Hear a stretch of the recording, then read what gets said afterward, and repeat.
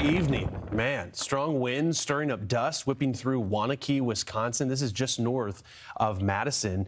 You can even see what appears to be a funnel there. But these strong straight line winds that we had tear across, it doesn't matter if it was dust, if it was crops, telephone poles, electric wires, everything feeling the gusts of those storms from Monday. Welcome back to Weather Command. We've got more severe weather on tap as storms are going to work around this periphery of a strong ridge of high pressure responsible for the record-breaking heat. It's real easy to call this thing a ring of fire, right? It's a ridge of high pressure, it's a heat dome, and that heat dome's so strong that it's tough for these storms to move into that ridge and take over where the heat's so extreme. So what you end up seeing is a boundary that sort of butts up against this dome, and then you get storms. Some of these storms can train over the same areas in ways. We've seen that play out this morning with flash flood warnings that we've had through parts of Iowa. But what we're looking at out of Wisconsin from yesterday, some very impressive winds, right? We had in Red Granite a 50-mile-per-hour wind, in Port Edwards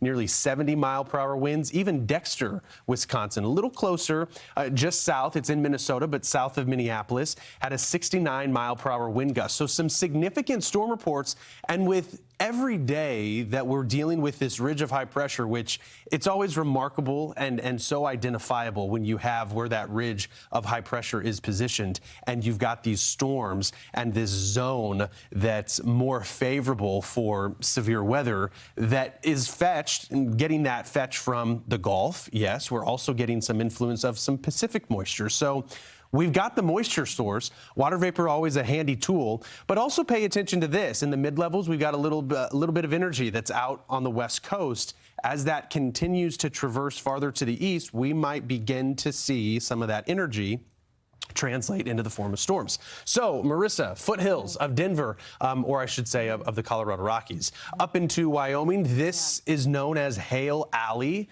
There's a reason why today could be one of those days that has seen like significant hail plays out for parts of the mountains in Wyoming, Colorado, Western Nebraska. Yeah, I think watching into the day, not everybody will see it, but some of these storms could be quite spicy, especially as you head further into the afternoon and into tonight. At least folks getting a little bit of a break out of Wisconsin. Milwaukee's still kind of in it. I mean, some of you do yet again have that risk heading into today, but that higher risk has shifted further to the west. But notice just how kind of scattered it is amongst that region from west to east. Couple of clusters. Maybe Chicago this afternoon gets in on some storms. And I know that outlook was a bit unique because it's a west to east sort of riding outlook where you have these storms. But anywhere along that zones, we could have storms to develop. I don't think that there's one cluster that we'll be watching like we have in the past, where you wait for a complex and it's like, all right, this complex is going to, it's anywhere along that. You're in a conducive environment because keep in mind,